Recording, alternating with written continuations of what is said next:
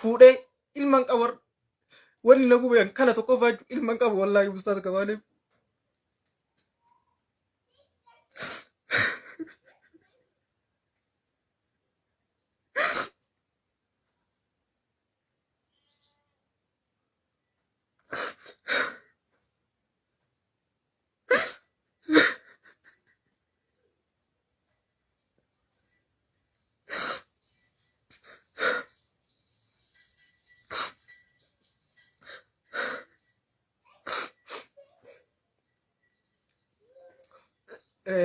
homaa gochuu hin dandeenye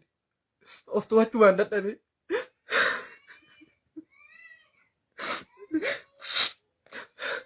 yoo xiqqaate ilma osoo argatee jiraachuu ni danda'a jechuudha. Xiqqaatu bultee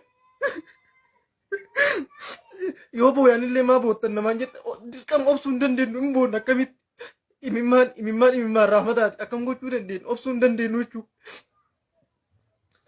Jiruu gaarii jiraachuu danda'a akka fedhetti yaa maa du'ee miti ni du'a ilmi namaa anillee du'a atillee ni duuta of course nuun duuna rasuulli rabbiyyuu ni du'an jechuudha. Namni hin duune addunyaa kana irratti hin jiru.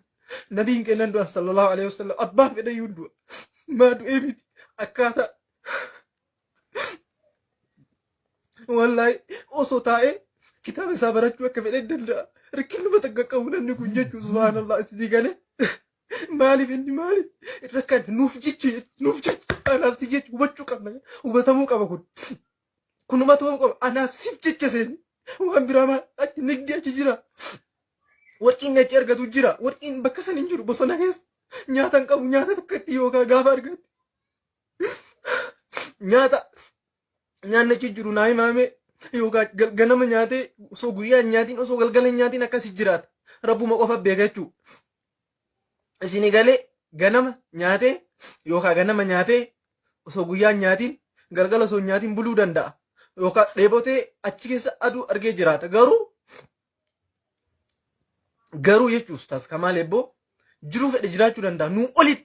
olitti wallahi alazim ana oli jiraachuu danda'a si olitti bakka fedhe biyya fedhe Austraaliyaa Ameerikaa Awurooppaa biyya fedhe keessatti jiruu manaxatee jiraachuu danda'a. Ani fedhu jireenya dhuunfaa kiyya haanatti haafuu jireenya dhuunfaa kiyya natti haafuu sini galaami jireenya dhuunfaa kiyya natti haafuu ani dhuunfaa kiyyaan akka fedhe jiraachuu ni danda'a garuu hin barbaadu jireenya dhuunfaa kiyya natti haafu ummata kiyya kana saba kiyya kana ummata kiyya kana akka irraa dhaladhe kana jiruu gaarii akka isaan argan barbaada lubbuu tiyya takkattii tana kenneefi isaan akka jiraatan barbaada jedha. Nuti maa du'ee miti obboleeyyaa wanni nu hubachuu qabdan qabxii kana yoo du'e of course hin duuna atiin duuta atiin hadha nan dhageeffattu hin duuta anin du'a abbaan kiyya hin du'a kullu man alayhaa faan rabbiin nutti hima kan akka duunu rabbiin nutti hima zaahira directly argaa jirra guyyaarra nama dhabaa jirra guyyuurra namni hin du'a abbaa keenya du'a haadha keenya du'a fira keenya du'a hiriyaa keenya du'a namni hin duune hin jiru kullu nafsin dha'iqatul mawt aayaa meeqatama keessatti akka duunu rabbiin nutti himee jira. ربي نتي ميجر اسم مقرر ربي ونقص من الأموال والأنفس